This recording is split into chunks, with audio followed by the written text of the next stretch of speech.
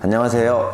빅프로의 이동윤입니다. 초보자 분들이 사입을 어떻게 하는지, 어떻게 시작을 해야 되는지 궁금해 하셔가지고 그거에 대한 말씀을 한번 드려보려고 합니다. 자, 사입을 하려고 하면 아이템의 종류가 되게 많아요. 뭐 쉽게 해서 볼펜도 있을 수 있고요. 되게 여러 가지, 뭐 동대문 의류도 있을 수 있고요. 뭐 생활용품, 잡화도 있을 수 있어요. 되게 여러 가지가 있는데 아이템을 찾는 방법은 되게 여러 가지가 있잖아요. 첫 번째가 아이템을 찾는 거예요. 의류를 할 건지 생활용품을 할 건지 어떤 거를 할 건지 일단 정하시고, 의류를 하겠다라고 하면 공장에서 제작하는 게 제일 싸요. 중국에서, 물론 중국의 무슨 시장, VVIC 시장, 무슨 시장에서 물건을 사오는 것보다 사입을 하겠다 하면 저는 제 생각에는 의류 같은 경우는 만들어야 돼요. 나는 소량이니까 그냥 사는 게 더 나라고 생각할 수도 있어요. 맞아요. 이 뭔 개소리야! 그런데 내가 더 많이 앞으로 더 발전할 거야 라고 하면 조금 귀찮더라도 공장에서 제작하는 게 방법이라고 저는 생각이 들어요. 의류 공장들도 대부분 보면 소량부터 이게 점점점 많아지는 고객들한테는 신경을 많이 써줘요. 여기는 발전 가능성이 있어, 이런 식으로 생각을 하거든요. 반대로 생활용품이야. 생활용품은 사실은 뭐 우리가 생각하는 뭐 그릇이 있을 수도 있고요. 뭐 욕실에서 쓰는 뭐 제품들도 있을 수도 있고, 주방에서 쓰는 제품들도 있고, 뭐 그냥 생활할 때 쓰는 제품들이 있는데, 이런 플라스틱 제품이든 뭐 철제로 되어 있는 제품이든 이런 것들은 공장에서 제조를 하려면 진짜 어마어마한 양을 주문하셔야 돼요. 그래서 생활용품들은 웬만하면 공장에서 다 만들어져 있는 제품을 그냥 사오는 거나, 내가 특별히 주문하는 건 어려워요. 금형도 제작을 해야 되고, 뭐 이런 금형 제작이라고 하면 모양 틀을 금형이라고 그래요. 그래서 팍팍 찍어내는 거죠. 기계가 팍 찍으면 그릇이 딱 펴는, 이 틀을 금형이라고 하는데, 금형 제작부터 시작하려면 사실은 되게 어려워요. 근데 양이 정말 많다, 생활용품이 양이 정말 많다라고 하면 공장에서 금형을 자기들이 만들어줘요. 근데 처음 시작하시는 분들이 그렇게 양을 많이 못 하잖아요. 그렇게 되면 금형비를 또 받아요. 그런데 금형비가 좀 만만치 않거든요. 그렇다 보니까 이런 생활용품들은 공장에서 직접 제작하는 기보다는 처음에는 사다가 판매하시는 게 맞아요. 의류는 조금 소량도 만들어줘요.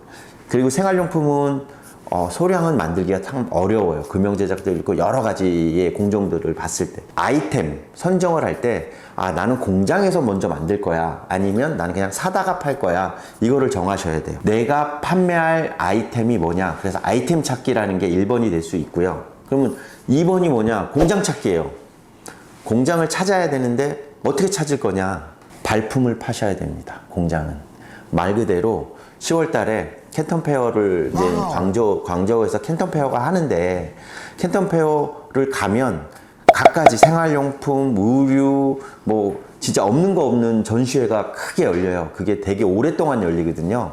한 2, 3주 정도 하는데, 거기에서 뭐 한 5일은 생활용품, 또 5일은 무슨 이벤트 용품, 또 무슨 5일은 뭐 이렇게 나눠서 이제 쭉 그 전시회가 하는데, 그때 가보시면 그 갖가지 공장들이 다 나와 있어. 그래갖고 나의 연락처가 돼 있는 명함을 하나 여러 장 갖고 가셔가지고 내가 관심이 있는 그 부스에 가서, 전시회 부스에 가서 이렇게 명함을 주면서 그쪽 명함도 받아오고, 그 공장에서 만드는 샘플들도 조금씩 뭐 얻어올 수 있으면 얻어오고, 살 수 있으면 사고. 그래서 발품을 팔아야 된다라는 게 공장 찾기의 첫 번째 품목입니다.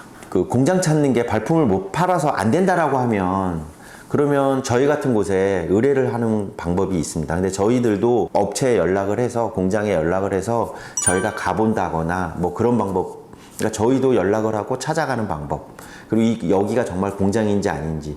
우리가 1688에 보면 다 공장이라고 해서 물건을 팔지만, 1688에서 물건 판매하는 사람들 중에 90%는 중개상이에요. 우리가 찾는 공장들, 작은 공장들은 물건을 팔 수가 없어요. 물론 물건 판매하는 공장들도 있지만 그 생산하고 이렇게 공급해주기 바쁘지 온라인에 물건 판매하기는 되게 어려워요. 그래서 본인들이, 화주분들이 직접 발로 뛰는 방법밖에 없어요. 그러니까 공장을 찾기가 어렵다 그러면 업체를 찾으시면 돼요. 공장을 찾아주는 업체들이 있으니까 그런 업체들을 이용하는 것도 하나의 방법입니다. 이게 건 바이 건이에요. 되게 그 금액이 뭐 5만 원부터 몇십만 원이 될 수도 있어요. 이게 건 바이 건이기 때문에. 그리고 아이템이 어떤 아이템이냐에 따라서 처음에 하시려면 1688이나 이런 데서 여러 군데를 찾아가지고 똑같은 물건 만드는 데 되게 많거든요. 그런 업체들을 찾아서 리스트를 만들어서 저한테 주면 더 비용을 확 줄일 수가 있어요. 저희가 공장 찾을 때. 그러니까 그런 방법도 있다. 이렇게 생각하시면 돼요. 정답은 없어요. 금액이 10,000원이다, 20,000원이다는 없습니다. 이게 어떤 아이템이냐, 그리고 어떻게 찾아야 된다, 이런 것 때문에 비용이 다 들어요. 그러니까 저희한테 의뢰해 주시면 저희가 이건 어느 정도 비용을 내셔야 저희가 움직일 수 있습니다, 이렇게 안내해 드릴 수 있습니다. 대행해 주는 업체들을 찾아서 공장을 방문을 하려면 또 그분들도 이렇게 왔다 갔다 하는 비용들이 있으니까 그 비용도 약간은 든다라는 거. 그래서 저는 뭐 본인들이 직접, 화주분들이 직접 하는 게 제일 좋기는 한데, 사실 그건 여건상 안 되니까 저희 전문가들한테 또 이런 걸 또 전문으로 해주시는 뭐 저희 같은 업체도 있고 뭐 여러 업체들이 있으니까 그런 업체들을 상대로 한번 해보시는 것도 방법이라고 생각이 듭니다. 그래서 공장 찾기가 제일 중요해요. 아이템 선정하고 공장 찾고, 아니면 공장에서 물건을 직접 사고, 뭐 이런 방법이 제일 좋습니다. 공장을 찾았어요. 공장을 찾았다고 끝나는 게 아니에요. 공장에서 다 알아서 해주지 않거든요. 예를 들어서 샘플도 만들어 봐야 되고요. 샘플을 만들어 주는지, 샘플만 만든다고 샘플이 잘 나왔어, 그러면 샘플대로 앞으로 생산이 될 건지도 체크를 하셔야 되고, 그리고 뭐 생활용품이든 전자제품 같은 경우는 사용 설명서도 들어가는데, 사용 설명서도 내가 원하는 대로 다 인쇄해 가지고 다 넣어주는지, 포장 박스도 우리가 디자인한 대로 다 만들어서 포장을 해주는지. 제일 중요한 게 MOQ, 주문 수량이 뭐 10개가 되는지 20개가 되는지 1000개가 돼야 되는지 10,000개가 돼야 되는지, 최소 수량이라는 게 있어요. 그게 몇 개가 되는지, 그걸 우리가 감당할 수 있는지, 이런 것까지 다 꼼꼼히 체크를 해야 돼. 그리고 우리가 이제 물건이 딱 나왔어요. 그랬을 때 이거 검수를 해야 되는데, 처음 거래인데 그냥 믿고 그냥 한국으로 보내면 안 돼요. 그럴 때는 처음 거래는 한번 최소한 한두 번 정도는 누군가가 가서 물건이 출발하기 전에 검수라는 것도 한번 해줘야 돼요. 전체 검수를 하면 제일 좋지만 뭐 랜덤이라도 검수를 할 수 있는 방법도 찾아서 그 검수도 해야 되고, 그리고 제일 중요한 게 우리가 돈 주고 물건을 만들었는데 내가 원하는 날짜에 물건이 오는지, 정말 납기일이 언제인지, 이거 정확하게 지켜지는지, 이런 여러 가지 건들을 잘 처리해주는 공장인지도 다 체크해가지고 진행을 하셔야 됩니다. 그냥 공장이 그냥 겉모습만 번들어다고 해서 좋은 게 아니고, 진짜 내실 있게 공장들이 물건들을 만들어주는지도 잘 확인하셔야 돼요. 자, 그리고요, 우리가 제품을 만들면 로고도 집어넣어야 되고, 내가 원하는 모양도 나와야 되고, 이런 것들. 제일 중요한 게, 제품을 생산할 때 보면 뭐 의류는 좀 그렇다 치지만 그 생활용품이나 이런 일반적인 제품들을 만들 때는 그래도 내 브랜드를 아마 다 인쇄를 하실 거예요.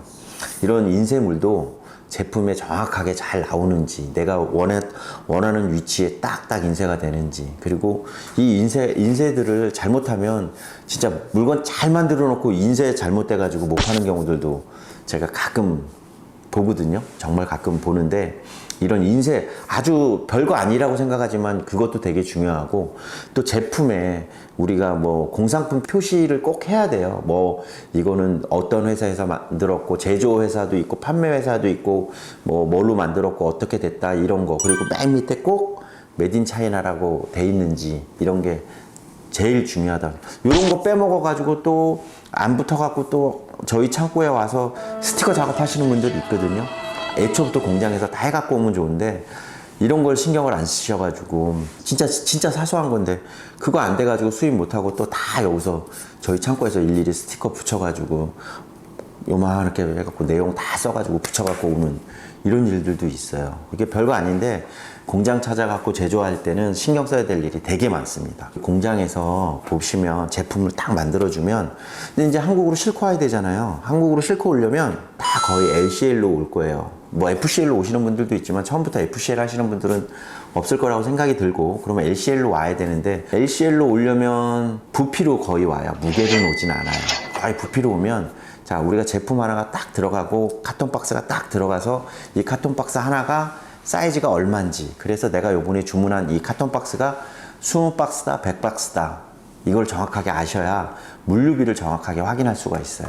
카톤 박스 하나가 뭐 50에 100이다. 그러면 이게 뭐 10박스다. 그러면 10박스 딱 싸졌을 때 부피는 나와 있거든요. 그러면 이제 몇 CBM 정도 된다. 1CBM이다, 2CBM이다, 10CBM이다라는 게 나오기 때문에 그럼 물류비가 다 계산이 자동으로 되겠죠. 그리고 이 물건이 어떤 거라는 거는 뭐 화주분들이 제일 잘 아시니까 그러면 관세가 얼마고 부가세가 얼마 나온다 이런 것도 이제 기가 막히게 알겠죠. 그런 것도 일단 다 체크를 하셔야 됩니다. 그 LCL로 작업을 했을 때 한국으로 싣고 와야 되잖아요. 내 물건을 안전하게 한국으로 갖다 줄 업체, 배송해 줄 업체를 찾는 것도 되게 중요합니다. 그 전문 업체라고 이제 찾으시면 이게 그 업체가 1번부터 10번까지 다 모든 걸 하는지 아니면 그 전문 업체라는 것도 그냥 중국에서 포장만 하고 띡 다른 업체에다 던지고 그 업체가 또 받아서 다른 업체로 던지는지 이런 것도 한번 확인하셔가지고 처음부터 끝까지 모든 걸 다 책임지고 해드리는지 관세사만 다른 업체고 나머지는 다른 업체가 하는지 이런 것도 한번 잘 체크해 보시고 그래서 진짜 좋은 전문 업체를 찾으셔야 내 물건이 힘들게 만든 물건이 한국으로 돌아올 수가 있어요. 또 그리고 원산지 증명서 우리가 보통 뭐 많이 얘기하시는 FTA 하잖아요. 한중 FTA가 있고 한아태 FTA가 있는데 그것도 어느 쪽이 유리한지를 확인을 해서 원산지 증명서를 발급해 주는지 이런 것도 잘 체크를 해주는 곳으로 물건을 보내야 또 속 안 상하고 받을 수 있습니다. 원산지 증명서 CO라고 하는데 이거를 왜 받냐? 관세를 확 줄일 수가 있어요. 예를 들어 13%짜리 관세를 뭐 0%까지도 만들 수가 있고 뭐 2%, 3%, 5% 이렇게 줄일 수가 있거든요. 그런 원산지 증명서도 잘 만들어주는 업체인지 그런 것도 한번 체크해 봐야 된다고 생각이 들어요. 요즘은 사실 그런 업체, 이렇게 양아치라고 하죠. 양아치 짓 하는 업체들은 없는데 뭐냐면 처음 하시는 분들한테 거짓말을 해요. 원산지 증명서 안 된다라고. 이 새끼한테 입만 벌리면 거짓말이 자동으로 나와. 아니면 원산지 증명서라는 얘기를 안 하고 수입을 진행을 하고 본인들이 몰래 원산지 증명서를 해서 관세가 13%인데 13%를 다 받아. 그리고 자기들은 원산지 증명서를 첨부해서 3, 4%만 내는 거죠. 0%만 내는. 그 비용도 만만치 않게 또 중간에서 삥땅 쳐먹는 업체들이 있어요. 도대체 얼마나 처먹는 게야? 그러니까 그런 업체들 만나면 정말 재수가 없겠죠. 사실 한 4, 5년 전만 해도 그런 데가 되게 많이 있었습니다. 대부분이 그런 업체들이 어떤 곳이냐면 물건을 주문한 화주 업체 이름으로 수입이 돼야 돼요. 그렇지 않고 우리 회사 이름으로 수입해 드릴게요 라고 하는 데는 한 번쯤은 의심해 보셔야 됩니다. 그리고 제일 중요한 게 내가 물건을 주문했으면 내 회사 이름으로 수입해야 되는 게 제일 간이 회사든 일반 회사든 간에 무조건 내 회사 이름으로 수입을 해야 된다. 이거는 정확한 겁니다. 다른 회사 이름으로 물건이 들어오는 거는 불법이에요. 100% 불법이에요. 그렇기 때문에 물건은 꼭 내가 주문했기 때문에 내 회사 이름으로 이게 뭐 간이든 일반 회사든 간에 그런 거 따지지 마시고 그냥 무조건 내 회사 이름으로 들어와야 된다. 이렇게 생각하시면 돼요. 그래야 양아치 같은 회사들한테 당하지 않아요. 그 양아치 같은 회사들이 대부분이 자기들 회사 이름으로 저희가 대행해 드릴게요. 수입 대행해 드릴게요 하고 그런 관세나 이런 걸로 중간에 삥땅 쳐먹고 되게 커요. 그 비용도 몇십만 원씩 되는 경우들도 많이 있으니까 그런 거 잘 생각하셔야 돼요. 금액이 크다고 하면 몇백만 원이 될 수도 있습니다. 그래서 그런 거 잘 생각을 하셔야 되고 잘 찾아보셔야 됩니다. 한국에서 이제 이 쇼핑몰을 하시는 사업자분들이 거래하는 공장들은 뭐 샤오미나 그 다음에 화웨이나 이런 큰 회사들하고는 거래를 못해요. 대부분이 영세한 업체다 보니까 그 영세한 업체들은 외환을 받지 못해요. 중국에 있는 그 영세한 업체들은. 아이러니하게도 그렇습니다. 근데 그러면 우리가 거기다 주문을 해야 되는데 어떻게 할 거냐. 외환을 보내줘야 되는데. 그래서 외환을 보낼 수 있는 회사들한테도 그런 회사를 또 찾아야 되는 것도 되게 중요하다고 생각이 듭니다. 예를 들자면 외환 예치금이라는 게 있어서 요렇게 저희 중국 법인으로 외화를 보내면 중국 법인에서 대신 결제를 해드려요. 그리고 한국에 있는 화주가 중국에 돈을 보냈기 때문에 그만큼 수입이 되는 걸 만들어 드립니다. 그래서 요 과정이 되게 중요한데 이런 과정도 한번 생각해 보셔야 돼요. 외화 결제하는 방법도 되게 중요해요. 그런 것도 한번 잘 상의해 주고 설명해 줄 수 있는 그 업체를 찾으시는 것도 중요하다고 생각이 듭니다. 원산지 증명서까지 검수까지 다 끝나서 그러면 이제 한국에 딱 와야 되잖아요. 그 창고에서 한국까지 잘 보내주면 한국에 이제 딱 도착을 해요. 쫙 물건이 쫙 도착을 하면 통관도 해야 되고요. 관세사 신고도 이제 세관 신고도 해야 되고 통관 작업도 해야 되고요. 또 보세 창고에서 물건이 나오면 또 배차 작업, 그러니까 화주가 있는 곳까지 딱 물건을 갖다 줘야 되는데 그런 작업들은 또 어떻게 하는지 이런 것까지 이제 꼼꼼히 체크를 해야 돼. 웬만하면 전문 회사에서 다 책임져 줍니다. 저희 같은 회사들도 마찬가지고 꼭 저희가 아니더라도 다른 업체에서도 다 이 정도는 해줘요. 그러니까 통관도 해줘야 되고요. 그리고 보제창고 가서 혹시라도 검사가 걸리면 검사 대행도 해줘야 되고요. 검사 대행이 됐는데 뭐 조금 미비한 점이 있으면 그것도 보완도 해야 되고요. 보완을 안 하면 통관이 안 돼요. 예를 들면 원산지 표기가 안 돼가지고 아 이건 수입이 안 됩니다 라고 하면 부랴부랴 쫓아가서 원산지 표기를 다 일일이 해가지고 통관도 시켜주는지 이런 것까지 이제 꼼꼼히 챙기셔가지고 그리고 또 인천에서 만약에 뭐 부산으로 가든 대구로 가든 어디로 가든 배차를 잘해서 보내주는지 이런 것까지 다 체크를 하셔야 됩니다. 그래야 이제 내 물건이 딱 내 앞에까지 도착을 하는 거예요. 좀 힘들지만 그래도 직접 사입도 해보시고 전문 업체도 찾아보고 전문 공장도 찾아보고 이런 번거로운 작업도 한 번씩 해보시는 것도 그리고 이 작업을 해야만 내 마진폭이 넓어진다. 커진다. 100원 벌 거 500원 벌 수도 있다라는 거. 그래서 돈을 많이 벌어야 또 많은 주문을 해서 직원도 구하고 해서 이제 회사를 발전시킬 수 있으니까요. 서로 발전할 수 있는 계기가 됐으면 좋겠습니다. 감사합니다.